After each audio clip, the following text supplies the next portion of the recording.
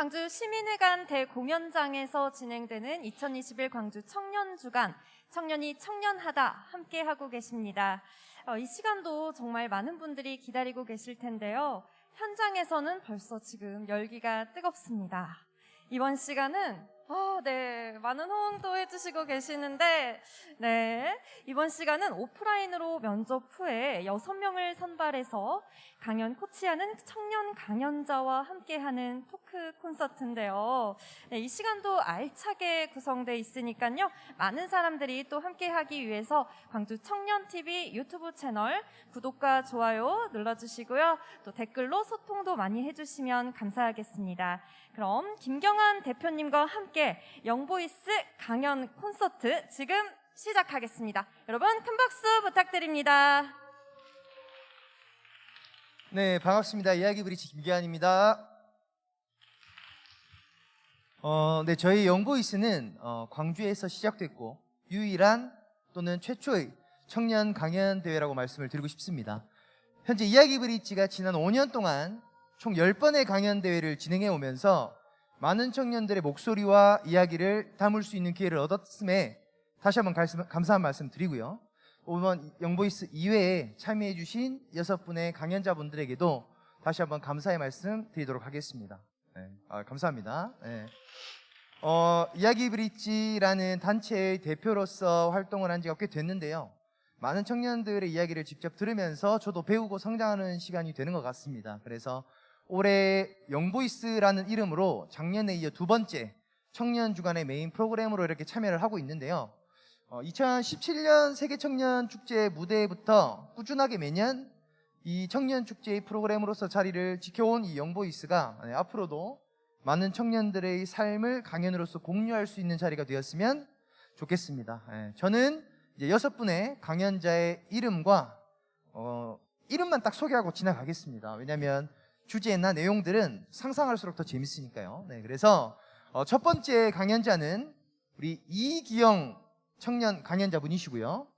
다음 순서대로 김도희 강연자님, 우리 박수 한번 부탁드리겠습니다. 김도희 강연자님, 그리고 세 번째로 올라오실 박관찬 강연자님, 그리고 네 번째로 올라와 주실 유대한 강연자님, 그리고 5번째로 올라오실 유예지 강연자님, 그리고 마지막 피날레를 장식해 주실 윤예지 강연자님, 이렇게 6명이 순서대로 청년의 삶을 10분씩 담았습니다. 저희는 이미 대회를 마쳤고 이미 기쁜 마음으로 시상식도 끝내고 왔습니다. 그래서 오늘 다들 편안한 마음으로 맥시멈 아주 최대치의 기량을 보여주실 것이라고 부담을 드리면서 무대에서 인사드리도록 하겠습니다. 첫 번째 강연자 이기영 강연자님 소개하겠습니다. 네, 안녕하세요, 여러분. 오늘 이렇게 첫 강연의 역할을 맡고 또 이렇게 다양한 분들 앞에서 제 이야기를 한다는 것 자체가, 이 기회가 저에게 왔다는 것 자체가 굉장히 감사하고, 또 내가 지금 이 자리에 서 있는 게 맞나, 나 지금 꿈꾸는 거 아닌가라는 생각이 드는데요. 여러분들과 소통하면서 강연을 재밌게 한번 이야기해 보도록 하겠습니다. 딱 화면을 보시면 여러분 뭐가 보이시죠, 지금? 바보 이기영입니다 라는 문구가 보여요. 혹시 여기서 바보라는 뜻의 의미를 아시는 분 손 한번 들어주실까요? 바보의 나는 뜻을 안다. 다들 아시죠? 바보가 뭔지. 사실 우리 사회에서 바보라고 하면은 안 좋은 의미로 보통은 쓰입니다. 부정적인 의미로 쓰이는데요. 그렇다면 저는 왜 제 강의를 시작하기 이전에 저를 바보라고 소개를 했을까요? 지금부터 바보 이기영의 이야기를 시작해 보도록 하겠습니다. 여러분, 이게 뭔지 보이시나요? 이건 제 8월 달의 스케줄입니다. 굉장히 한눈에 봐도 뭐가 되게 많죠. 이 제 스케줄을 보면요, 사람들의 반응은 2가지로 갈립니다. 야, 기영아, 너 진짜 멋있다, 너 진짜 대단해 라는 말을 하기도 하는 반면, 아니 기영아, 너 멋있는 거 아는데 좀 과한 거 아니야? 너 미련해 라는 반응으로 2가지를 갈립니다. 이렇게 저는 남들이 봤을 때 이 2가지 반응이 갈릴 만큼 열정적으로 또 멋있게 들끓는 삶을 산다고 이야기를 하면서 자부할 수 있는데요. 저는 그럼 왜 이런 삶을 살아갈까요? 저는 수치로 표현되는 것들을 얻기 위해 이렇게 살아갈까요? 제가 이렇게 삶을 살게 된 결정적인 계기가 하나 있습니다. 여러분들과 함께 나눠보고 싶은데요. 제가 대학교 1학년이 되었었을 때 대학교 전공 멘토링에 들어갔습니다. 대학생들이 자신의 강연을 아이들에게 해주고 그럼으로써 전공에 대한 정보를 전달해주는 그런 멘토링이었는데요. 이때 아이들에게 내 행정학과가 어떤 과고 또 이 과에 들어가면 어떤 진로를 선택할 수 있는지에 대해서 이야기를 해줬어요. 하지만 여러분 상상을 해보세요. 이 학생들은요, 중고등학생입니다. 그래서 대학 시스템도 잘 모르는데 단순히 제 과인 행정학과에 대해서 설명을 하다 보니까 흥미도도 떨어지고 이 행정학과 자체에 관심을 갖기보다는 내가 왜 이 행정학과에 들어오게 됐는지, 아니 행정학과에 내가 검사라는 꿈을 꿔서 들어왔다고 했는데 그럼 왜 그 꿈을 갖게 됐는지에 대해서 더 궁금해한다는 것이었습니다. 따라서 이런 피드백을 토대로 그럼 내가 아이들에게 얘들아 행정학과가 뭐냐면을 이야기해주는 게 아니라 행정학과는 뭔데, 내가 행정학과에 왜 왔고 이 선택하는 과정까지 어떤 사고 과정들이 있었어, 이런 생각 때문에 행정학과에 왔어를 이야기해주는 게 아이들에게 더 도움이 되겠구나. 아이들이 실제로 전공을 선택하는 데 있어서 행정학과 단편적인 지식만 전달해주지 말고 스스로 학과를 선택할 수 있는 힘을 기르게 해주는 건 어떨까라는 생각을 토대로 다음과 같은 흐름으로 강의를 한번 진행해봤습니다. 여러분들이 학생이라고 생각하고 강의를 한번 해보겠습니다. 여러분들 학과 지금 찾으려고 제 멘토링 듣고 있죠? 여러분들이요, 학과를 찾으려면 여러분들이 어떤 꿈을 꾸는지를 알아야 합니다. 직업적인 꿈 말고요, 문장으로 어떤 꿈을 꾸고 싶은지를 알아야 합니다. 근데 그 꿈을 찾기 위해서는요, 여러분들이 어떠한 가치나 신념을 지니고 사는 사람인지를 알아야 하고, 중간에 생략이 됐는데 어떤 열정을 추구하는지를 알아야 하고, 근데 그 어떤 열정을 추구하는지, 내가 어떤 것에 들끓는지를 알기 위해서는 어떤 가치나 신념을 추구하는지를 알아야 해요. 그러니까요, 여러분들 제발 대학 보고 학과명 보고 대학 선택하지 말고요, 나를 알기 위해 먼저 노력하세요. 그것부터가 여러분들이 학과를 선택할 수 있는 첫걸음이에요 라고 강의를 진행했습니다. 강의 이후에는요, 이런 피드백들이 있었습니다. 실제 아이들이 해준 피드백인데요, 요약을 조금 해보자면 강의 덕분에 의미 있는 삶에 대해서 고민할 수 있었다. 선생님 덕분에 내가 어떠한 열정을 추구하며 어떠한 것을 들끓는 사람인지를 알 수 있었다. 선생님 덕분에 제 속에 열정이 심어지고 앞으로의 삶이 재정립됐다와 같은 좋은 문장들이 있었습니다. 저는 이때 비로소 느꼈습니다. 결국은 이거구나. 우리 사회에서 부재한 교육들, 바로 지식에 대한 전달 정말 중요하죠. 또 전공이랑 직업에 대한 지식을 전달해주는 것도 정말 중요해요. 근데 더 중요한 것은 그런 지식을 내 삶에 체화시키고 내가 그런 지식들을 바탕으로 내 삶을 현명하게 이끌어 나갈 수 있는 힘, 지혜, 그러한 삶에 대한 주체성을 길러주는 게, 그게 먼저 선행돼야 되는 게 아닐까? 우리 사회는 이런 교육이 부재한 게 아닐까라는 생각을 바탕으로, 그럼 나는 아이들에게 자신이 자신의 삶의 주체로서 자신의 삶을 알차게 꾸려나갈 수 있는 그런 교육을 한번 제공을 해봐야 되겠다라는 생각을 갖게 되었습니다. 또한 이런 삶에 대한 주체성에 대한 중요성은 제 학창시절 경험 속에서도 비롯됐습니다. 이렇게 제가 마이크를 켜고 여러분들 앞에서 이야기를 하는 것처럼요, 저는 남 앞에 나서기를 굉장히 좋아하는 사람이었어요. 그래서 중학교 때 전교회장 선거에 나갑니다. 몇 등을 했는지 아세요? 뒤에서 2등을 했습니다. 4명 중에요. 그렇게 처참히 좌절을 맛봤고, 난 안 되는 사람인가? 역시 인맥이 있어야 되는가? 라는 생각을 해서 리더의 자리에 더 이상은 도전하지 않으려 했습니다. 그럼에도 불구하고요, 저는 고등학교 전교회장 선거에 다시 나갑니다. 왜? 내가 하고 싶으니까. 내가 누구보다도 잘할 수 있을 걸 아니까. 전교회장 선거에 다시 나갔고, 치열한 투쟁을 끝에 유권자들의 마음을 사로잡고 전교회장이 된 이후에도 절대 제 자리에, 내 회장이라는 자리에 안주하지 않고 정말 열심히 했습니다. 하루에 3시간씩 자가면서요, 20개가 넘는 행사들을 기획하고 공동체 문제를 해결하기 위해서 힘썼습니다. 그때 제가 느낀 것은요, 나는 이런 걸 할 때 진짜 행복함을 느끼는 사람이구나. 이런 걸 할 때 내가 진짜 비로소 살아있음을 느끼는 사람이구나. 와 같은 제가 행복함을 느끼는 것, 내가 잘하는 것에 대한 명확한 확립이 가능해졌습니다. 뿐만 아니라요, 제가 최종적으로 꿈꾸는 사회를 한번 말씀드리고 싶어요. 저는요, 오름과 본질이 지켜지는 사회를 만들고 싶습니다. 그럼 오름과 본질이 지켜지는 사회를 만들고 싶었기 때문에 여러분들 다들 아시죠? 검사라는 꿈을 꿨어요. 근데 내가 아무리 검사가 된다 하더라도 이거 나 혼자서 할 수 있는 일 아니다. 결국 내가 꿈꾸는 그런 사회를 만들기 위해서는 나뿐만 아니라 우리 모두의 노력이 필요하다. 그럼 이걸 어떻게 해야 되지? 고민을 해보니까요. 결국은 어떤 영역에서든 어떤 가치든지 좋으니까 자신만의 오름을 설정하고 그 자신만의 신념과 가치를 지키고 투쟁해 나가고 구축해 나가기 위해서 힘쓰는 사람들이 많아져야 된다는 생각을 하게 되었습니다. 그럼 결국 그걸 어떻게 할 거냐?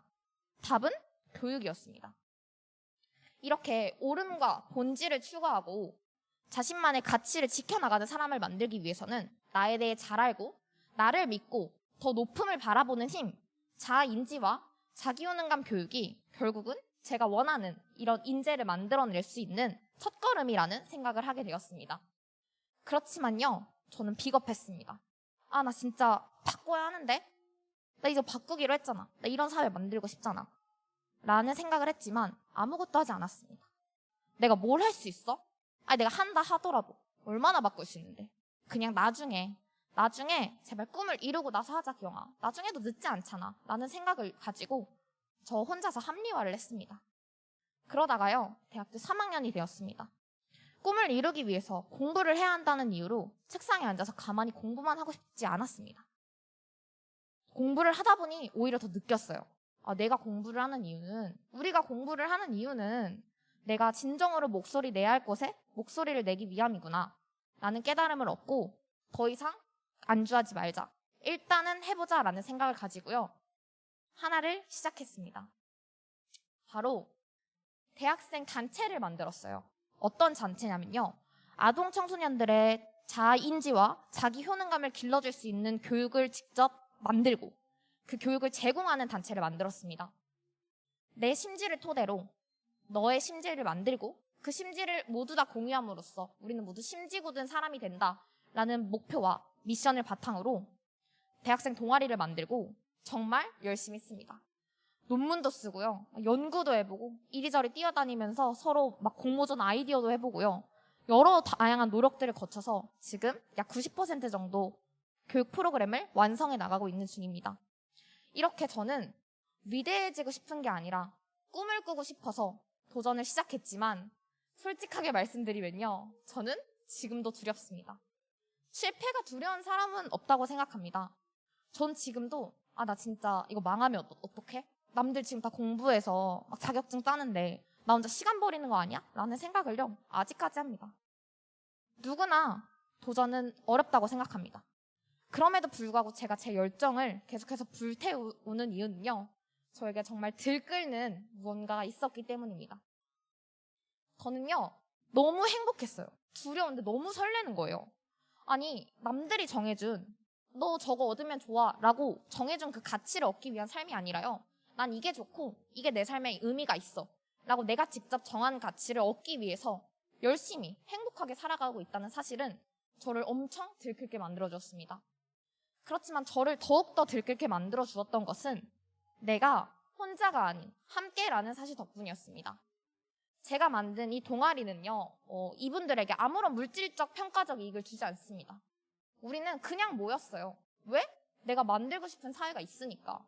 그러니까 우리가 한번 해보자. 우리가 먼저 시도해보자 라는 생각을 가지고 12명의 사람이 모였고 그 12명의 사람이 모였다는 사실은 단순히 회장이라는 그런 책임감의 높이를 벗어나서 나 진짜 들끓는다. 이거 내가 꼭 해야 되겠다 라는 저의 열정을 다시 한번 이렇게 세워줬습니다. 그렇지만요. 아직도 이런 얘기를 들어요. 저는 전공이 행정학과라고 했죠. 다른 사람들이 저를 보고 야 기영아 너 혹시 꿈 선생님 맞지? 너 전공이 교육학과 맞지? 열심히 하는 거 진짜 좋은데 이제 그만해. 너 3학년이야. 너 취준해야 돼. 라는 이야기를요. 저한테 합니다. 그러면서 저를 보고요. 뭐라고 하냐면요. 바보라고 합니다. 그러면 저는 어떻게 대답하냐면요. 나 바보 맞아. 근데 조금 행복하고 꽉 찬 바보야. 라고 당당히 웃으면서 이야기합니다. 저는 이제는 알고 있습니다. 우리 사회가 바보라고 부르는 이들이야말로 자신이 얻기 위해서, 수치로 표현되는 것들을 얻기 위해서 사는 사람들이 아닌 자신의 신념과 가치를 얻기 위해서 투쟁하며 살아가는 사람들이라는 걸. 그리고 그런 행동들로부터 정말 내가 비로소 얻을 수 있는 것들, 진짜 얻을 수 있는 것들이 나올 수 있으며 이런 행동들로부터 우리 세계가 자생할 수 있다는 것을 저는 이제는 압니다. 그렇게 저는 내가 꿈꾸는 사회를 위해 나의 신념과 가치를 미래로 유보하지 말자. 제발 지금 당장, 내가 지금 당장 할 수 있는 걸 가지고 지금 해보자 라는 생각을 가지고 내 내면의 목소리에 집중하며 나는 어떤 것들에 들끓고 또 어떤 것에 분노하는지에 대해 집중하며 제가 꿈꾸는 사회를 만들기 위해 차근차근 노력하는 중입니다. 여러분들, 이 자리에 계신 여러분들에게 딱 한 가지 질문만 하고 강의를 마치도록 하겠습니다. 여러분들은 지금까지 어떤 것에 들끓으며 살아오셨나요? 또 앞으로는 어떤 것에 들끓으며 살아가실 건가요? 한번 눈을 감고 단 일주일만이라도, 단 하루만이라도 여러분들의 마음의 목소리에 귀 기울이셨으면 좋겠습니다.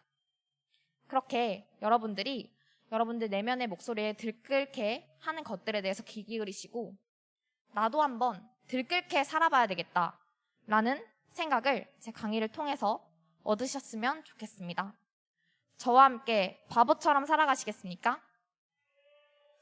네, 이상으로 영보이스 2회 강연자 이기영 강연 마치도록 하겠습니다. 감사합니다. 네, 우리 들끓게라는 단어가 상당히 잘 어울리는 이기영님의 강연 잘 들었습니다. 다음 이어서 우리 김도희 강연자님의 강연을 이어서 들어보도록 하겠습니다. 박수 부탁드리겠습니다.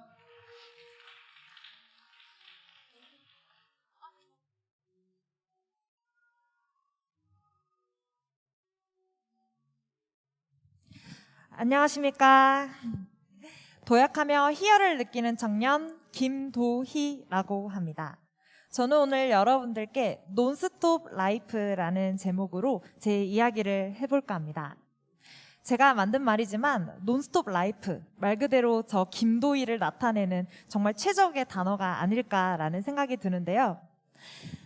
오늘 강연은 남녀노소 누구나 즐기실 수 있지만 굉장히 무료한 일상이라든지 너무나도 반복되는 그런 루틴으로 약간의 변화가 필요하다 하시는 분들에게 신선한 이야기가 아닐까라는 생각이 듭니다. 네, 시작해 볼게요. 우선 논스톱 라이프에서 논스톱이라는 단어가 성립되기 위해서는 스톱이라는 단어가 전제되어야 된다는 사실. 혹시 생각해 보신 적 있으신가요? 제 인생이 곧 논스톱과 같았는데요. 때는 2020년 1월입니다. 영문학도 졸업생으로서 저에겐 아주 큰 꿈이 있었죠. 우선 그 당시는 머리가 길었으니 머리를 질끈 묶고 흰 셔츠에 딱 달라붙는 H라인 스커트, 그리고 또각또각 구두, 그리고 야외를 나갈 땐 선글라스에 사원증, 그리고 영문학도로서 영어를 썰라썰라 하는, 제가 가장 좋아하는 영화 인턴의 애네서웨이와 같은 그런 이미지를 꿈꾸며 살아가고 있었죠. 정말 좋은 기회로 2020년 1월 정도 제가 실제로 미국 뉴욕으로 가고 싶었지만 이 문제로 뉴욕 맞은편에 있는 뉴저지라는 곳에 인턴으로 정착하게 됩니다. 그래서 매일매일 낮에는 일을 하고 저녁에는 강을 건너 넘어가서 삐까번쩍한 브로드웨이를 거닐면서 미국 생활을 느끼며 살아가고 있었죠. 너무나도 행복한 나날들이었고 2020년은 내가 정말 꿈꾸던 한 해다, 성공했다 라고 자부하며 지내고 있었습니다. 그러다 어느 날 주말에는 제가 자유의 여신상도 보러 가고요. 저녁에는 뉴욕의 고층 빌딩에 올라가서 뉴욕 하면 생각나는 엠파이어 스테이트 빌딩 아시나요? 그곳에 가면 사람들이 다 이렇게 있어요. 이렇게. 다 이렇게 허리 운동을 하고 계십니다. 그게 동영상을 찍는 건데요. 동영상이 요즘은 기능이 좋아져서 노래까지 추가할 수 있어요. 그래서 사람들이 이렇게 하면서 I'm in New York 하면서 노래까지 입히면서 이렇게 즐기고 있었죠.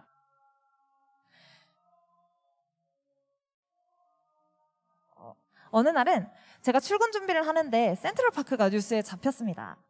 이곳은 제가 날이 풀리면 따뜻해지면 피크닉 박스를 들고 돗자리 가지고 친구들하고 놀러 가려고 아껴놨던 곳인데요. 이곳이 이렇게 천막이 쳐지는 보건소로 둔갑한다는 소식이었죠. 이때부터 아마 제 인생의 단조가 시작되지 않았나 싶은데요. 코로나가 중국과 한국을 거쳐 미국에 상륙하게 됩니다. 특히나 뉴욕에 하루에도 몇만 명씩 확진자가 늘어갔고요. 삐까뻔쩍했던 브로드웨이는 시체를 나르는 그런 트럭들로 가득 차게 됩니다. 그리고 이 당시에는 동양인 차별, 동양인 폭행, 왜냐하면 중국에서 넘어온 그런 코로나의 여파로 동양인에 대한 이미지도 너무나도 안 좋았던 시기예요. 그리고 거기다가 이렇게 코로나로 인해서 주변 인근 기업들은 다 문을 닫게 되고 가장 먼저 절약할 수 있는 인건비, 그로 인해서 동양인인 외국인 노동자인 저 김도희는 어쩔 수 없이 귀국을 선택하게 됩니다. 몸은 돌아왔지만 마음이 아직 돌아오지 못한 채 약간의 괴리감이 있었어요. 사실은 돌아오면서도 한국에서의 시간을 나름대로 보낸다고 보냈지만 2020년도의 목표를 잃어버린 채 제 인생은 그대로 멈추게 되었고 그곳에서 끝까지 버티고 있던 친구들이 있었기 때문에 그들과 저를 계속해서 비교하고 나는 회피자야. 나는 약속했던 시간을 못 지키고 돌아온 그런 비겁하고 책임감 없는 사람이야. 라는 그 프레임 속에서 벗어나기가 너무 힘들더라고요. 그렇게 시간이 지나자 제 지인께서 제가 너무 우울해하고 있으니 한 진로 캠프를 가봐라 라고 추천을 해주셨어요. 사실 저는 진로 캠프 가면 너 할 수 있어. You can do it. Just do it. 해. 이런 식의 메시지를 전달하기 때문에 시간 낭비다 라고 생각을 했지만 그래도 정말 소중한 지인이 이렇게 추천해 주신 거라 참여를 했습니다. 그곳에서는 강사님께서 정말 특별한 이야기를 해주셨어요. 1일 1 작은 성공 경험이라는 워딩을 써주시더라고요. 목표를 달성하고 싶으면 1일 1 작은 성공 경험을 하라. 처음에는 이게 무슨 말이야. 성공의 크고 작음이 어딨어? 뭐 이런 생각을 했었는데요. 그분이 간증 아닌 간증을 해주셨어요. 그분도 1일 1 작은 성공 경험을 해봤다. 정말 책을 싫어하는 사람이었는데 책을 하루에 40페이지씩만 읽어보자 라는 성공 경험을 세웠고 실제로 처음에는 10페이지, 20페이지 읽는 게 너무 힘들었지만 조금 시간이 지나니 40페이지보다 더 읽고 싶다라는 생각이 들었대요. 그 뒷내용이 궁금해서. 그런데도 불구하고 40페이지가 되는 순간 책을 다 덮고 그렇게 시간이 지나니 한 달이면 한 권, 두 번째는 조금 40페이지보다 더 읽고 그런 식으로 1년이 되니 몇십 권의 책을 읽게 되었더라. 지금은 책 읽는 게 습관이 되었더라. 라고 말을 해주시는 거예요. 그래서 저도 이렇게 간증까지 약간의 신뢰도가 생겨서 한번 해보자. 그때 2020년에서 2021년 넘어올 때가 코로나 때문에 건강관리에 사람들이 굉장히 신경을 많이 쓰던 시기였어요. 그래서 저도 한번 해보자 해서 1일 1 작은 성공 경험을 삼시세끼를 좀 건강하게 먹어보자. 이게 1일 1 작은 성공 경험이었습니다. 그렇게 하다 보니 약간의 몸이 이렇게 군살 정리가 되면서 또 다른 저는 자신감을 얻었고요. 그래서 1일 1 작은 성공 경험을 하나 더 세웁니다. 매일매일 운동하자. 해서 별의별 운동을 시작했습니다. 이렇게 크로스핏부터 해서 헬스, 클라이밍, 줄타기 등등등이요. 저에게 숨겨져 있던 그런 운동의 재능들도 발견을 하게 되었죠. 그렇게 시간이 지나서 정말 몸도 마음도 망가져 있던 상태에서 한 약 3개월 정도가 흘렀을까요? 바디 프로필이 한참 열풍이었죠. 이렇게 촬영까지 하고 지금은 조금 좀 달라졌죠? 네, 이런 그 목표 달성의 경험을 하게 됩니다. 제가 여러분들에게 제 몸매를 오늘 과시하려고 나온 건 절대 아니고요. 제 이 바디 프로필의 성공이라는 경험이 제가 멈춰져 있던 그 인생을 다시 한번 움직이게 하는 그런 윤활유 같은 역할을 했기 때문에 소개를 해드렸습니다. 저는 이 경험을 바탕으로 지금까지 1일 1 작은 성공 경험을 계속해서 만들어가면서 하루하루를 바쁘게 살아가고 있는데요. 제가 가진 또 다른 성공 경험들을 소개해드릴게요. 우선 제가 달성한 1일 1 작은 성공 경험 중에 방금 전 보신 바디 프로필이 있고요. 바로 지난달입니다. 제가 하프 마라톤 완주라는 목표를 설정을 해서 매일매일 작은 성공 경험으로 하루에 5km씩 달리기를 해보자. 아침, 점심, 저녁 중에 시간이 나는 대로 달리기를 해서 체력을 길렀고 지구력을 길러서 마지막 결국 10월 30일입니다. 하프 마라톤 완주에 성공하게 됩니다. 그리고 지금까지 그리고 약 한 2023년을 목표로 하고 있는데요. 저는 대학원 진학을 목표로 하고 있습니다. 그래서 1일 1 작은 성공 경험으로써 하루에 하나씩 내가 가고 싶은 학과, 대학, 뭐 입학 전형, 뭐 생활비 등등등을 공부하고 있는 단계고요. 이것은 제가 하프 마라톤 완주했다라는 증명이라고 할 수 있고요. 그리고 매일매일 이렇게 대학원에 대해서 홈페이지도 알아보고 직접 지도가 어디 있는지도 찾아보고 있습니다. 여러분들의 인생이 뭐 코로나 때문에 혹은 뭐 무료한 일상, 청년들에게는 취업 준비 등등으로 너무나도 반복되는 시간들로 멈춰 있다라고 생각하시나요? 여러분의 인생 기차는 끊임없이 흘러가고 논스톱으로 나아가고 있습니다.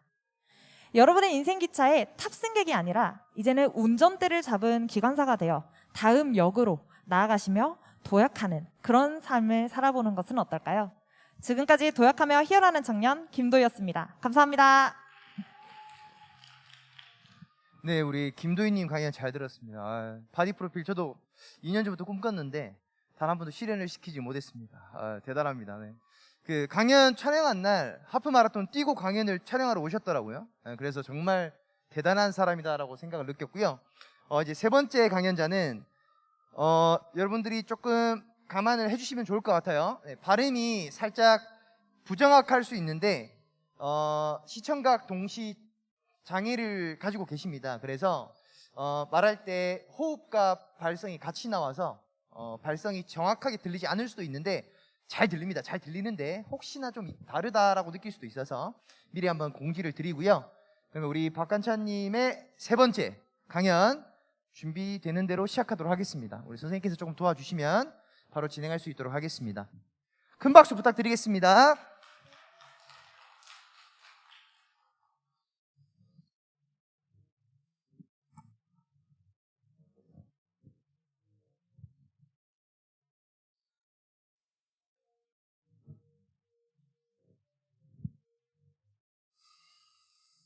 네, 안녕하십니까. 저는 오늘 청년은 오늘도 첼로를 연주합니다의 강연자 박관찬이라고 합니다. 반갑습니다.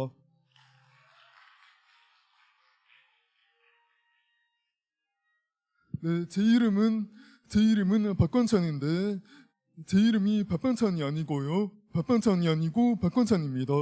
사람들이 제 이름을 너무 헷갈려하는 사람들이 많았거든요.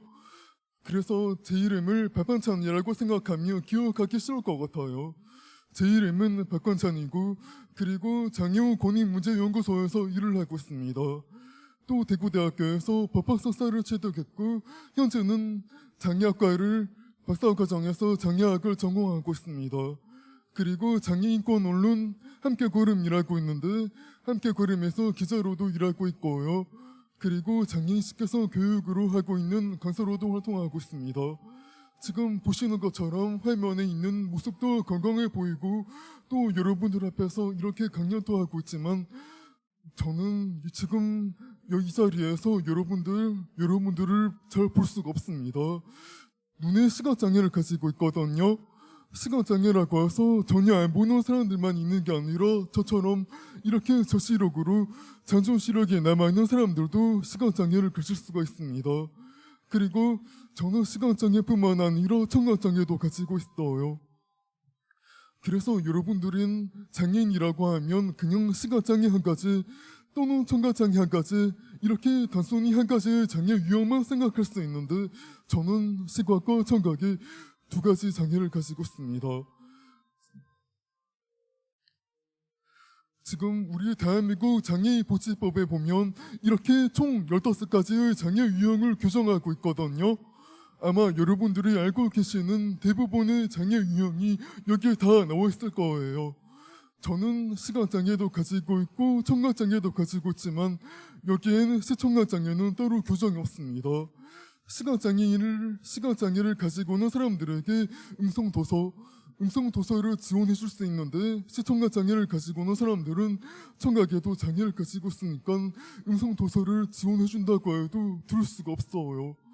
그리고 청각장애를 가지고 있는 사람들에게 문자 통역이나 수어로 통역을 해줄 수가 있는데 시청각장애 있는 시각에도 장애를 가지고 있으니까 그런 통역도 지원을 받을 수가 없습니다. 그래서 시각장애와 청각장애는 교정이 있지만 시청각장애는 교정이 없다는 게 정말 큰 차이가 있어요. 그래서 우리 대한민국에 시청각장애를 가지고 있는 사람이 저뿐만 아니라 더 많이 있을 텐데도 불구하고 여기에 교정이 없기 때문에 지금 시청각장애를 가지고 있는 사람들은 대한민국에서 몇 명이나 있는지 또 어떻게 살아가고 있는지 이런 부분을 제대로 알 수가 없습니다. 그래서 복지의 사각지대에 놓여있다고 할 수 있고요. 저도 지금 이 자리에 오기까지 대학원에서 공부를 하고 또 함께 걸음 기자로 일하게 되고 또 장애인식 개선 강사로 하게 되고 또 지금 여러분들 앞에서 이렇게 강의를 하기까지 정말 많은 어렵고 힘든 시간을 겪게 되었습니다. 제가 힘들고 어려울 때마다 가끔 한 번씩 영화를 보는데요. 영화를 보는데 제가 정말 감명 깊게 본 영화가 있는데 영화 제목이 굿바이라고 합니다. 일본 영화거든요. 일본 영화인데 이 굿바이를 보면서 정말 인상 깊었던 내용이 영화의 내용 줄거리가 아니라 남자 주인공이 첼로를 연주하는 모습이 너무 인상적이었어요. 사실 저는 청각장애를 가지고 있으니까 첼로가 어떤 소리가 나는지도 모르고 또 시청각장애를 가지고 있어서 정보 접근이 어렵기 때문에 첼로라는 악기가 있다는 거를 이 굿바이라는 영화를 보고 처음 알았어요. 처음 알았는데 지금 여기 사진에 보시는 것처럼 남자 주인공이 살아가면서 힘들고 어려울 때마다 첼로를 연주하는데 그 표정을 편안해 보이는 그 표정을 잊을 수가 없었습니다. 저도 장애를 가지고 있으면서 살아가는데 일상생활에서도 힘든 점이 많고 또 취업도 해야 되는데 너무 어려운 점이 많고 현실의 높은 벽에 부딪힐 때마다 좌절하고 힘들 때가 많았기 때문에 이 영화를 보고 저도 그냥 막연하게 남자 주인공처럼 첼로를 배우고 싶다고 생각했어요. 사실 제가 악보를 보는 게 어렵고 또 소리를 들을 수가 없으니까 제가 연주하는 소리도 제대로 듣지 못합니다. 그래도 너무 감사하게도 정말 좋은 선생님을 만나서 열심히 첼로를 배울 수 있게 되었어요. 제가 정말 좋은 선생님을 만나서 첼로를 배우면서 저도 무언가 제가 왼손으로 정확하게 음정을 짚을 수가 없고 또 제가 화를 그릴 때도 첼로가 4개의 줄로 구성되어 있는데 다른 줄을 건드리지 않고 잘 그었는지 이런 부분을 제대로 확인을 못하겠더라고요. 그래도 제가 하루 일과 중에 첼로를 연습할 수 있다는 그 시간 자체만으로도 너무 기뻤습니다. 그래서 하루 일과 중에 첼로 연습하는 시간이 너무 좋았기 때문에 낮, 밤 가리지 않고 정말 열심히 연습했어요. 근데 하루는 제가 외출을 하는데 외출을 하기 위해서 집을 나서는데 누가 우리 집 문에다가 포스트잇을 붙여놓더라고요. 포스트잇을 붙였는데 악기 소리가 너무 시끄럽다고 붙여져 있었습니다. 그래서 저는 그때서야 알게 되었어요. 제가 연습을 하는 첼로의 소리가 이웃들에게 얼마큼 층간 벽간으로 큰 소음을 주는지 그때 처음 알게 되었습니다. 그래서 그 포스트잇을 보고 난 뒤 그다음부터는 이제 집에서 연습을 할 수가 없게 되어서 밖에 첼로를 가지고 나가서 연습을 하게 되었어요. 처음에는 지나다니는 사람들의 시선도 신경 쓰이고 그랬지만 첼로를 너무 연습하고 싶었기 때문에 밖에서 연습을 할 수 있게 되었습니다. 그런데 지금처럼 이제 날씨가 많이 추워지니까 더 이상 밖에서 연습을 할 수가 없었어요. 첼로가 현악기거든요. 현악기라서 주변 온도에 민감하게 반응하기 때문에 겨울이 되니까 더 이상 연습을 할 수가 없었습니다. 그래서 내년 봄 날씨가 따뜻해질 때까지 기다려야 했는데 제가 하루 일과 중에서 첼로 연습하는 시간을 가장 행복하게 생각하고 있으니까 정말 다음에 봄 날씨가 따뜻해질 때까지 기다릴 수가 없는 거예요. 어떻게 하면 좋을지 정말 고민을 많이 했습니다. 정말 고민을 많이 하다가 용기를 내어서 제가 당시에 살고 있는 건물이 집집마다 이웃들에게 편지를 썼어요. 정말 정성스럽게 편지를 썼는데 제가 지난 여름에 여러분들에게 첼로의 소리로 큰 피해를 드려서 너무 죄송합니다. 그런데 제가 장애를 가지고 있어서 제가 연습하는 소리가 여러분들에게 그만큼 큰 피해를 주는지 제가 전혀 몰랐어요.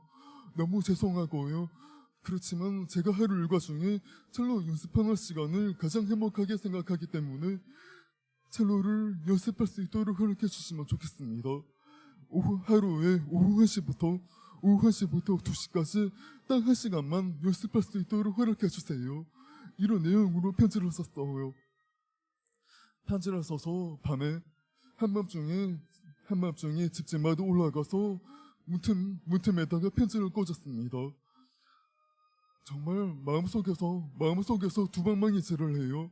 한 명은 정말 이래도 괜찮을까? 잘못하면 이 건물에서 쫓겨날 수도 있을 텐데 한 명이 이런 이야기를 하고 다른 한 명은 아니야 첼로를 계속 연습하고 싶으면 이렇게라도 해야 돼 이런 두 방망이 질을 하는 거예요.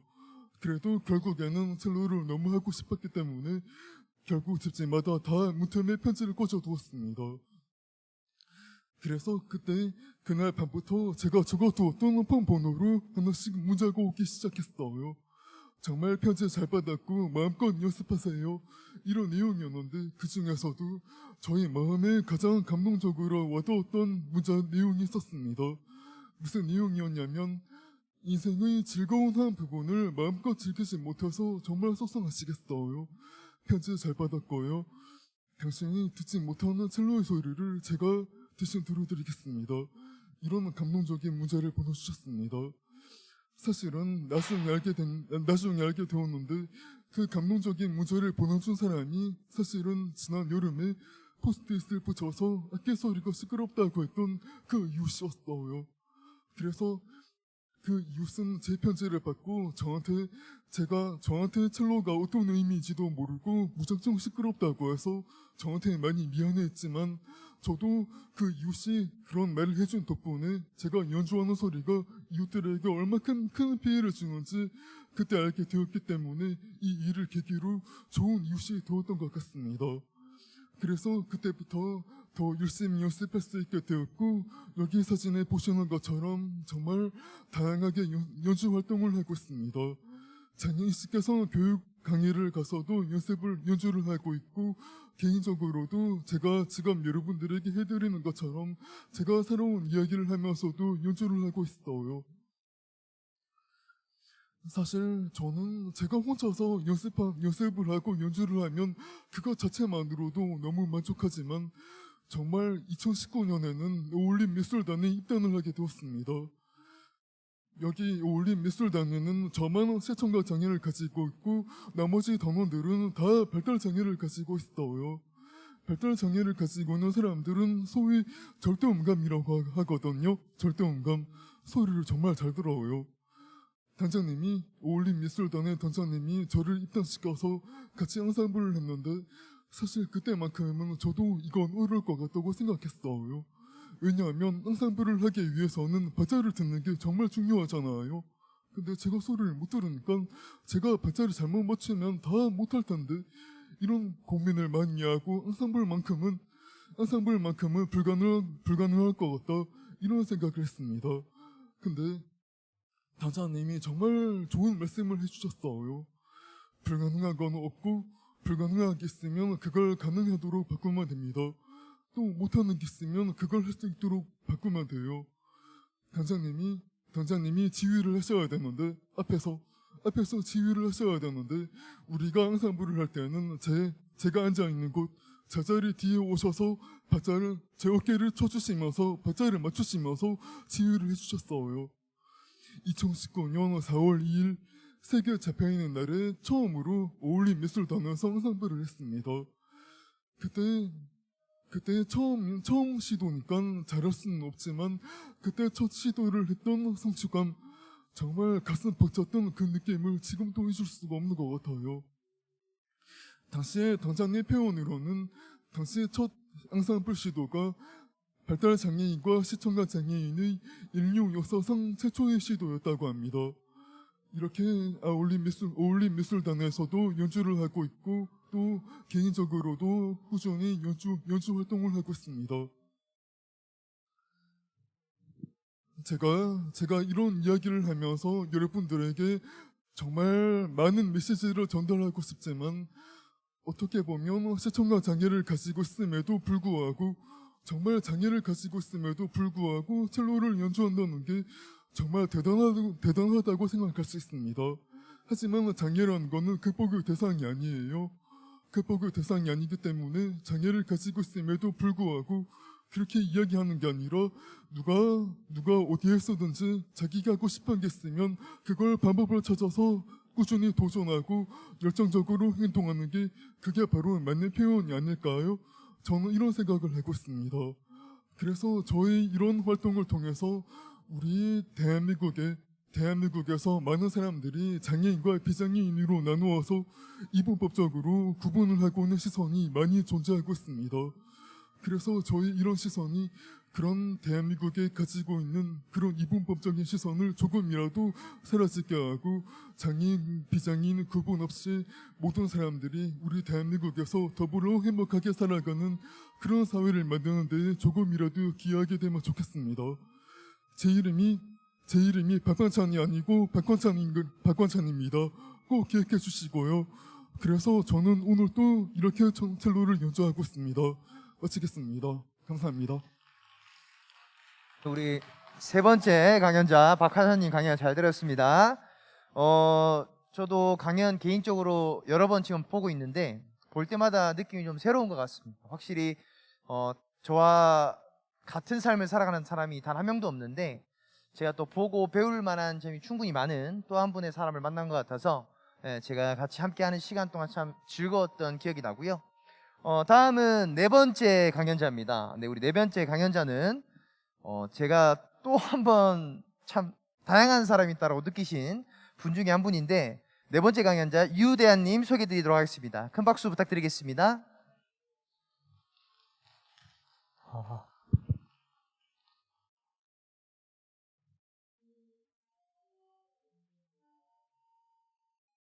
네, 우리 모두의 축제의 이야기 부리지 네 번째 강연자 유대한이라고 합니다. 이렇게 좋은 공간에 여러분들의 온기로 따뜻하게 채워주셔서 감사하고요.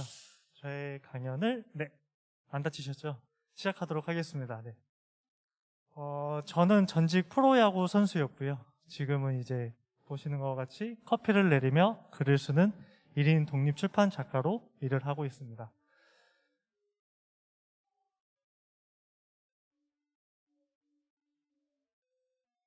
네, 저희는 인생이라는 걸 살아갑니다. 처음에 어머니 뱃속에서 나와서 저희 혼자서는 아무것도 하지 못한다는 것을 깨달으면서 어머니와 아버지 품에서 사랑을 받고 자라나고 있습니다. 하지만 제가 처음 운동을 시작했을 때는 저희 어머니 아버지께서 힘든 집안 형편 때문에 저를 운동을 시키셨던 것 같습니다. 처음부터 운동을 잘했던 건 아니고요. 초등학교 때는 코치님께서 중학교 올라가기 전에 저를 조용히 부르시더니 대한아, 너희 집안도 조금 힘들고 앞으로 너가 운동을 하는데 돈이 조금 더 많이 들어갈 것 같아. 그래서 코치님 생각인데 이제 중학교 올라가면 너가 부모님한테 말을 해서 운동을 차라리 그만뒀으면 좋겠어. 그런 말씀을 해주시더라고요. 하지만 저는 운동을 하는 것과 운동을 하지 않는 것 중에서 운동을 하는 것을 선택했습니다. 저희는 살아가면서 참 많은 선택을 하잖아요. 지금 여기 앉아 계시는 것도 여러분들이 선택에 의해서 앉아 계신 거고, 만약에 밖을 나가시는 것도 여러분의 선택에 의해서 나가실 겁니다. 하지만 그런 얘기를 초등학교 때 들었을 때 저는 저희 집이 힘든지도 몰랐고요.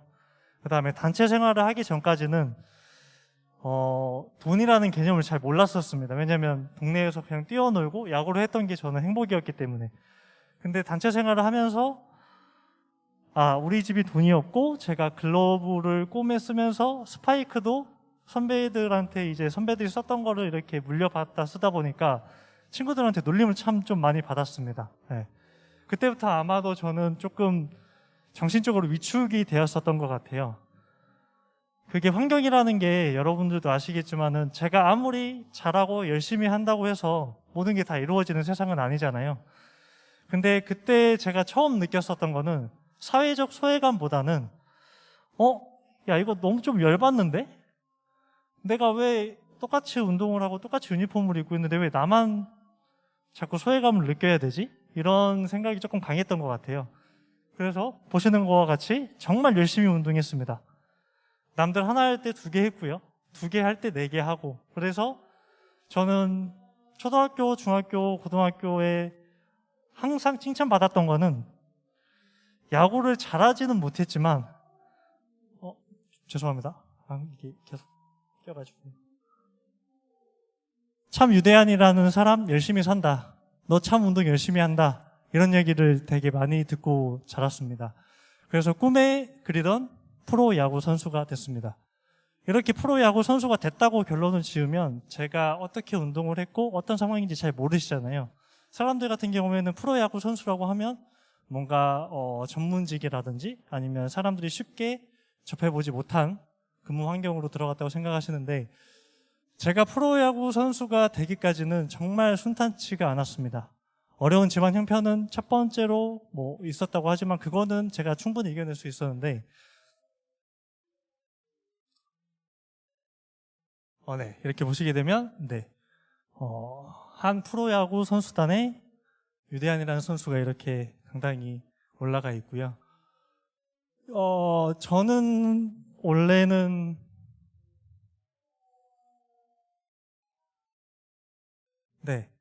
강직성 축취염을 앓고 있습니다.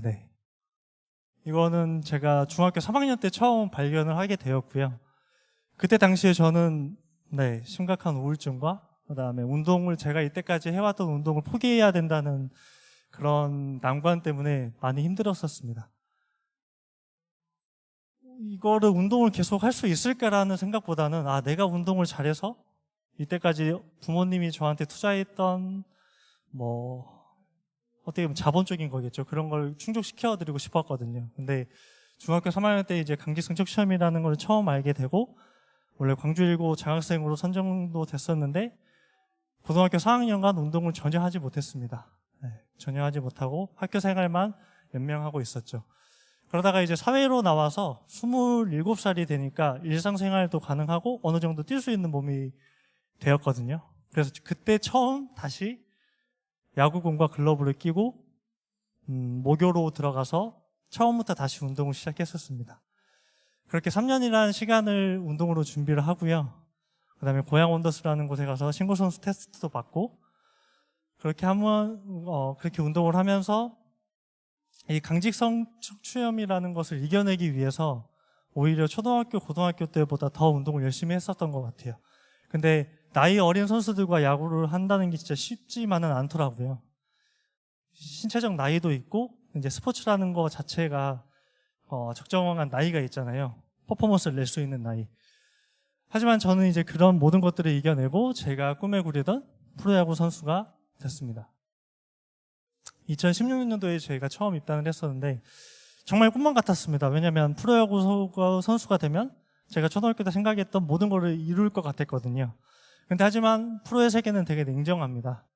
저와 같이 운동을 하는 사람들과 수많은 경쟁을 해야 되고 내가 절대적으로 잘했다고 해서 제 선수 실력을 인정받는 곳은 아니거든요. 그렇게 2016년 처음 마운드에 올라가서 강직성 척추염을 이겨내고 처음 마운드에서 공을 뿌리고 1년간의 이제 프로야구 선수단 생활을 하면서 제일 좋았던 경험은 그거였던 것 같아요. 내가 연봉을 많이 받고 그 다음에 이 선수들과 함께 야구를 할 수 있다는 것보다 사람이 살면서 참 힘든 일을 많이 겪잖아요. 그리고 내가 이룰 수 없는 꿈도 한 번씩은 꾸고 그 다음에 내가 갖지 못한 것도 한 번씩 마음에 계속 이렇게 안고 살았는데 10년이라는 그 강직성 척추염으로 병원 생활을 하고 그 다음에 우울증도 겪고 여러 가지 일을 겪으면서 항상 꿈으로만 생각했던 그런 현실들이 꿈으로만 생각했던 그런 실현 가능하지 못했던 꿈들이 그 유니폼 100번이라는 유니폼 한 번 입는 걸로 인해서 이렇게 사그라들더라고요.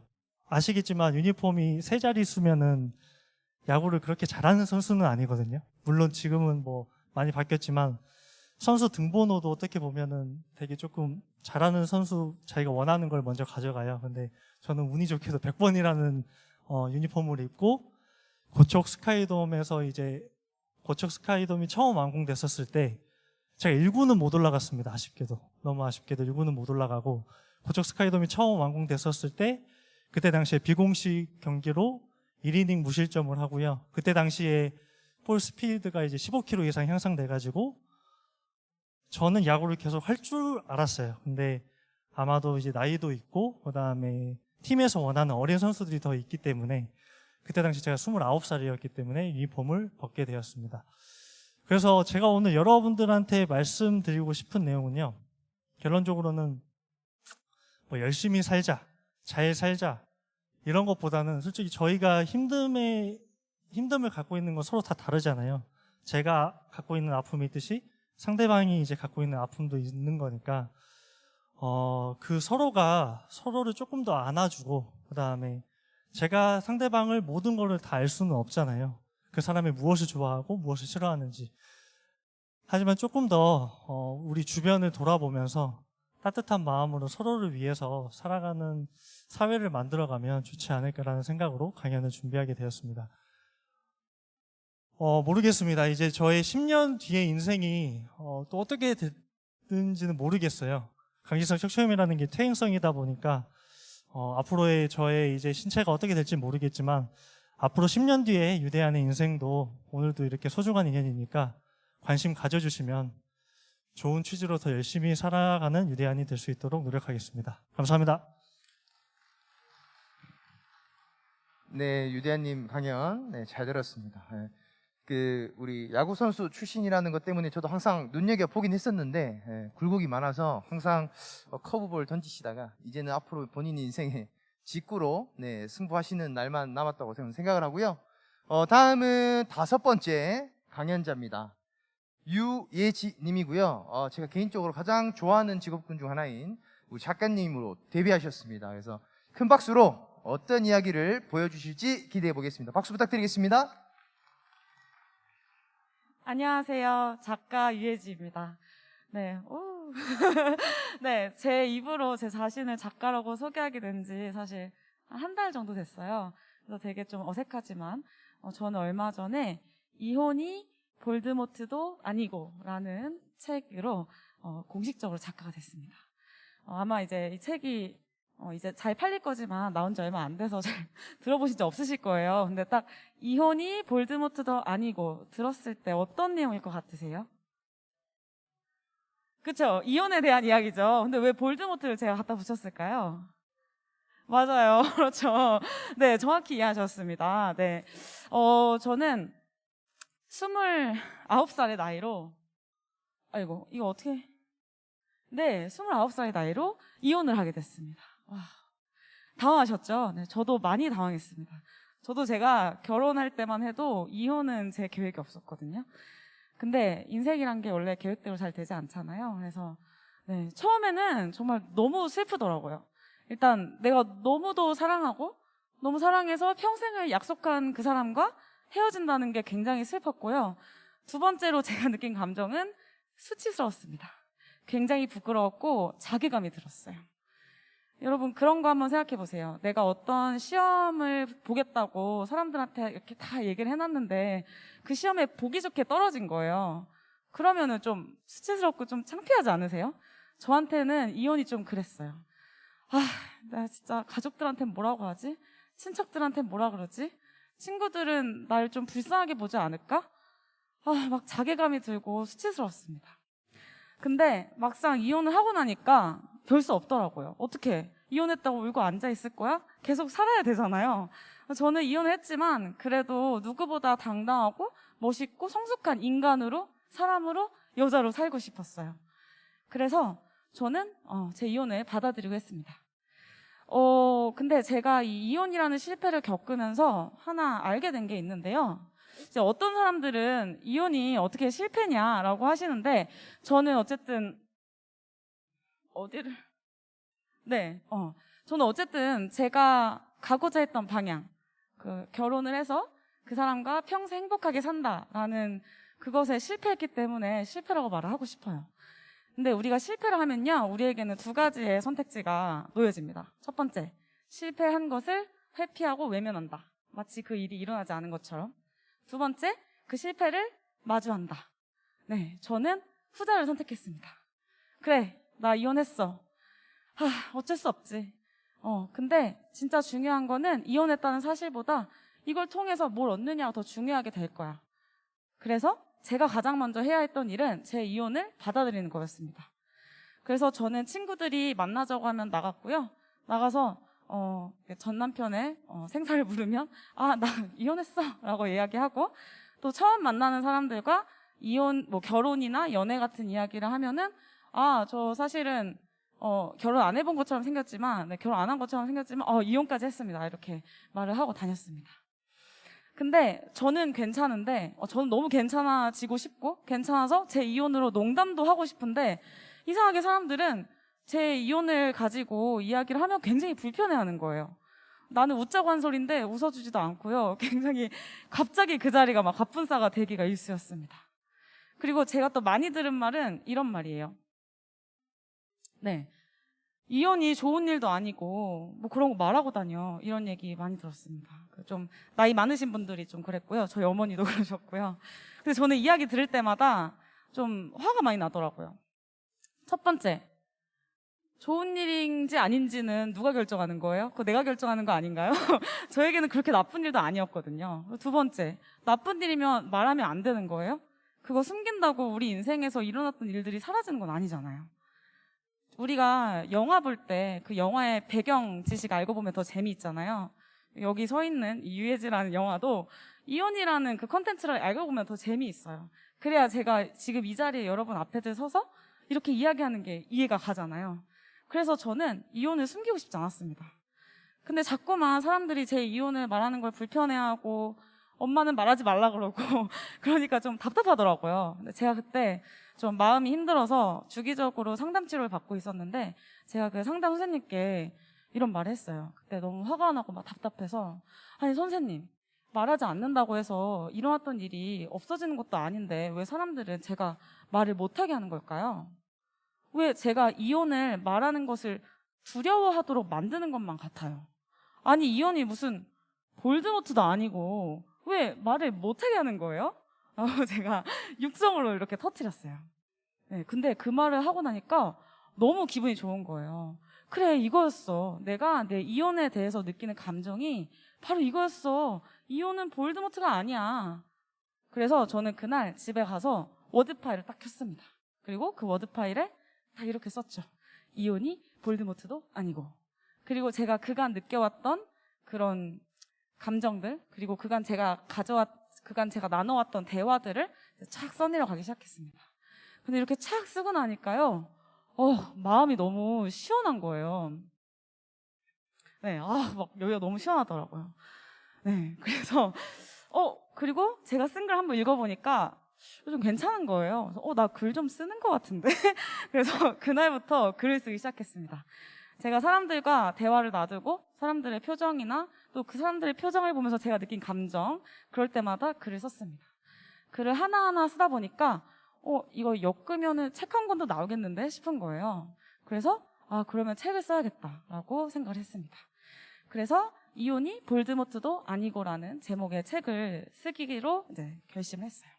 근데 왜 볼드모트로 했냐? 여러분 해리포터 영화 아세요? 네, 그 해리포터 영화에 볼드모트라는 악당이 나오죠. 근데 그 악당이 너무나 무섭고 두려운 존재라서 사람들이 그 사람의 이름을 입에 올리지조차 못하는 거예요. 그래서 우리의 주인공 해리포터는 볼드모트가 별로 무섭지 않았지만, 내가 그 사람을 볼드모트라고 부를 때마다 사람들이 해리야, 그렇게 말하면 안 돼. 그 사람이라고 해야 돼. 이렇게 다들 입을 막기 급급했어요. 근데 유일하게 해리에게 그 사람 이름으로 불러라고 말해주는 어른이 한 분 계셨어요. 바로 덤블도어 선생님입니다. 이 덤블도어 선생님이 마법사의 돌 그 1편에서 해주시는 되게 멋있는 말이 있어요. 볼드모트라고 부르거라, 해리야. 사물에는 항상 정확한 이름을 사용해야 한단다. 어떤 이름에 대한 공포심은 그 사물 자체에 대한 공포심을 커지게 하니까 말이다. 정말 멋있는 말 아닙니까? 네. 우리가 더 좋은 사회를 만들려면 세상에 볼드모트와 맞서 싸워야 되잖아요. 근데 볼드모트 이름도 못 부르면서 어떻게 볼드모트 앞에 맞서 싸우겠다는 거예요. 근데 저는 꼭 제가 해리포터고 저의 이혼이 꼭 볼드모트 같았어요. 내가 이거를 말할 수 있어야 정말 언젠가는 내 이혼을 아무렇지 않게 말할 날이 올 것 같은 거예요. 그래서 이렇게 책을 쓰기로 했습니다. 박수 한번 주세요. 감사합니다. 네. 네. 이 책에는 제가 정말 이혼을 죽을 만큼 두려워하고 제 자신을 혐오하던 그 시절의 제 모습, 그리고 지금 다시 이렇게 건강해지고, 이렇게 다시 제 이혼을 가지고 웃을 수 있게 되기까지의 과정이 다 들어가 있습니다. 제가 제 글을 저만 보기 아까워서 책을 쓴 것도 있지만, 이 책까지 쓴 이유 중에 하나가 사실 제가 이혼을 겪으면서 좀 많이 슬펐던 순간들도 많았어요. 어떤 날은 막 자려고 누워있으면, 내가 이혼을 했으면 내 인생 끝난 거 아닌가? 다시 내가 다른 사람들처럼 평범하게 살 수 있을까? 막 이런 별 생각이 다 드는 거예요. 그럴 때마다 저는 그 유튜브에 이혼을 검색하시면 이혼하고도 잘 사시는 언니 몇 분이 계세요. 그래서 그분들 영상을 듣고 또 들었습니다. 저는 아무래도 여자다 보니까 언니들 이야기가 좀 이렇게 와닿더라고요. 그래, 저 언니들이 저렇게 이혼을 통해서 더 멋진 사람이 되고 오히려 이혼을 컨텐츠로 저렇게 더 멋진 곳으로 가고 계신다면 나도 언젠가 그렇게 할 수 있지 않을까? 그런 희망이 저를 좀 다시 세워줬던 것 같아요. 그래서 저는 저의 이야기가 필요한 사람이 있을 거라고 이렇게 확신이 들었습니다. 약간 소명의식 같은 게 느껴졌어요. 왜냐하면 세상에 20대 이혼 이야기는 많이 없잖아요. 제가 29살이니까 20대로 쳐도 되겠죠? 그죠? 네. 그래서 이렇게 젊은 나이에 이혼한 사람들의 이야기가 좀 더 세상에 꺼내져야 저 같은 어린 나이에 이혼하고 좀 많이 당황스러운 우리 영혼들도 세상 앞에 나올 수 있지 않을까? 그런 생각이 들었습니다. 저는 이 이혼이라는 실패를 통해서 이런 걸 알게 된 것 같아요. 실패해도 괜찮다고. 다시 일어나면 된다고. 진짜 중요한 건 그 실패했다는 그 사실보다 그것을 통해 무엇을 얻고 얼마나 성장하는지가 더 중요하다라는 거를 온몸으로 깨달았습니다. 지금 이제 10분도 안 되는 제 이야기를 들으시면서 여러분들 마음속에도 볼드모트 하나씩 떠오르셨을 것 같아요. 그 볼드모트라는 자식이 여러분들 인생 어느 지점에 나타나서 얼마나 많은 날을 힘들게 하고 얼마나 많은 밤을 지새우게 만들었는지 저는 상상도 못합니다. 아마 제가 이혼한 것보다 더 힘드셨을 거예요. 근데요, 저희는 이 실패를 마주해야 됩니다. 그리고 그 실패를 통해 성장하면 그 실패는 더 이상 그저 실패일 뿐만 아니라 그냥 오히려 우리를 꾸며주는 멋진 그런 장식 혹은 멋있는 그런 게 될 수 있어요. 그래서 저는 여러분들에게 제 책의 가장 마지막에 있는 문장으로 이 강연을 끝내고 싶습니다. 누구에게나 볼드모트는 있고 저에게는 그것이 이혼이었습니다. 당신의 볼드모트는 무엇인가요? 네, 지금까지 작가 유혜지였습니다. 감사합니다. 네, 5번째 강연자 강연 잘 들었습니다. 네. 볼드모트도 아니고라는 주제 선정이 전 참 좋았던 것 같습니다. 예. 함부로 이름을 부르지 않을 수 없었던, 함부로 부르지 없었던 이혼이라는 키워드를 꺼내기도 힘들었을 텐데 그걸 어디에 비유하면 좋을까라는 아주 적절한 비유가 아니었을까. 물론 해리포터라는 영화를 보지 않았으면 모를 수도 있겠지만 본 사람이라면 바로 공감할 수 있는 컨텐츠로 잘 비유했다라는 생각을 하게 됐고요. 네, 끝으로 마지막 강연자입니다. 우리 윤예진님 무대 위로 불러보도록 하겠습니다. 큰 박수 부탁드리겠습니다.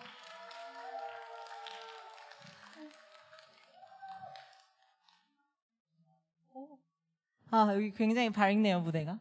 네. 여러분, 여기 카메라 감독님부터 시작해서 한 분 한 분, 그리고 저까지 우리 모두 공통점이 하나 있는데요. 바로 이걸 쉬고 살아간다는 거예요. 뭘까요?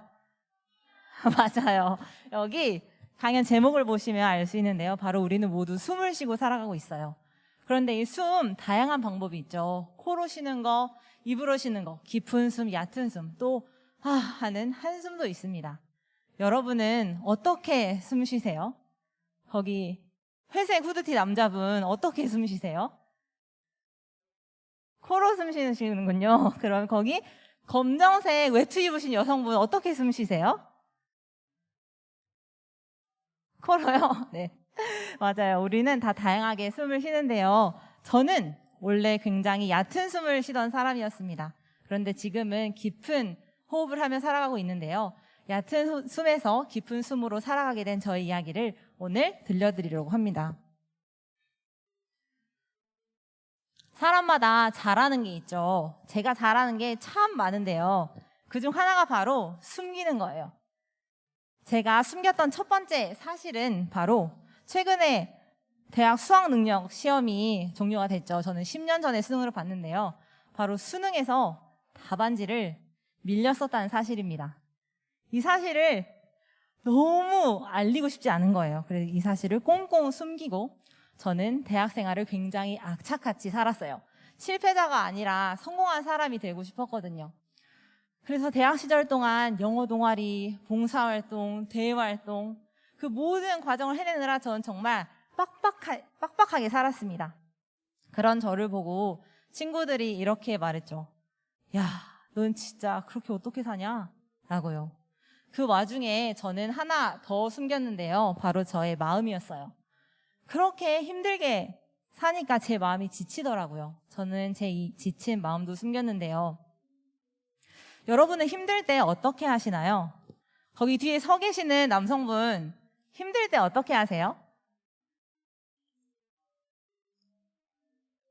누군가한테 말하시나요? 네, 감사합니다. 여기 초등학생 회색 후드티 꼬마 남성분 힘들 때 어떻게 하세요? 자요. 맞아요. 누군가는 자기도 하고 누군가는 이야기도 하고 하는데 저는 힘들 때 어떻게 했냐면요. 핸드폰을 꺼내서 SNS에 글을 올렸습니다. 그런데 글에는 항상 이 표현이 들어가 있었어요.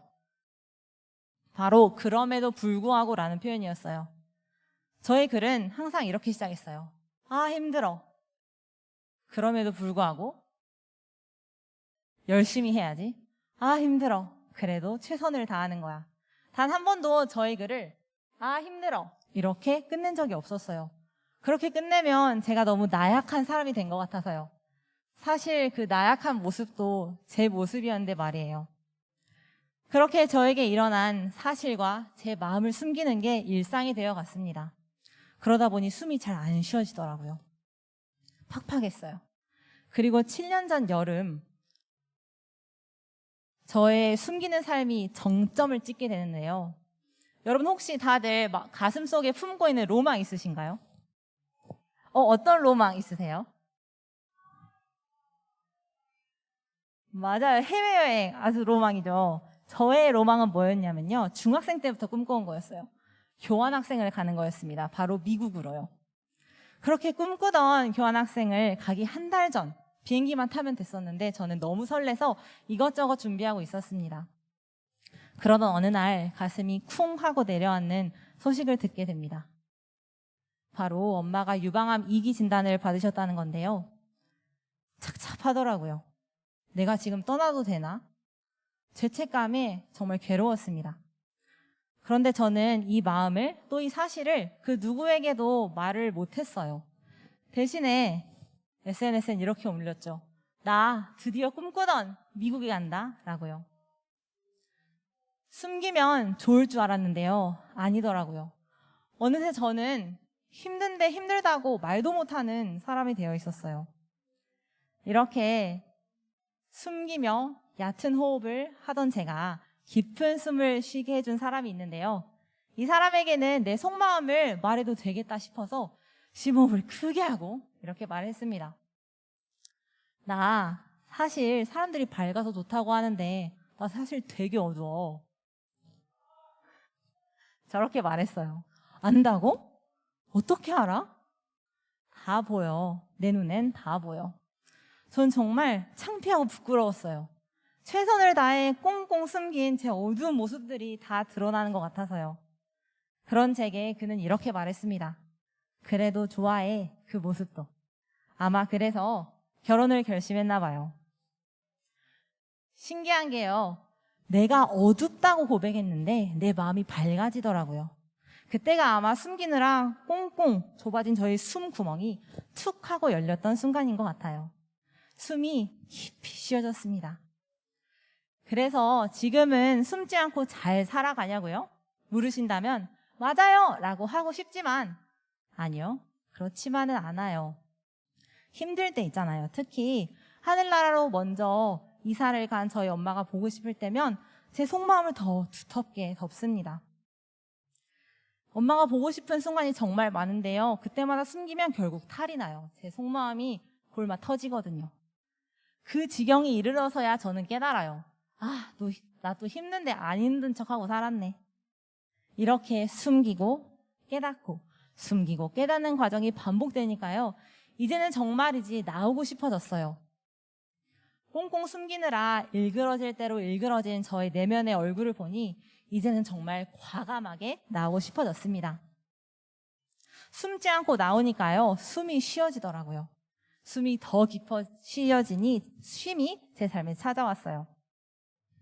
저는 원래 대학 시절에 굉장히 일 중독자였어요. 아이러니하지만 일에 몰입하는 것으로 제 자신을 숨겼습니다. 하지만 지금은 마음이 힘들 때 제 마음을 그대로 들여다보고 만나고 느낍니다. 그랬더니 마음에 쉼이 찾아오더라고요. 그리고요, 우리가 이렇게 들이쉬고 내쉬는 이 숨이 다른 사람의 숨과 연결이 되더라고요. 이 숨은 보이진 않지만 그 힘이 강력했어요. 제가 숨지 않기 참 잘했다라고 느끼는 순간이 있는데요. 하루는 그날따라 엄마가 너무 보고 싶은 거예요. 그래서 SNS에 글을 하나 올렸어요. 비록 주소가 없기도 하고 그럼에도 불구하고 와 같은 씩씩한 글도 아니었지만요. 그런데 그 글을 올리고 자려고 누웠어요. 그런데 이름도 얼굴도 한 번도 만나본 적도 없는 저의 SNS 한 팔로워로부터 DM이 하나 왔습니다. 이렇게요.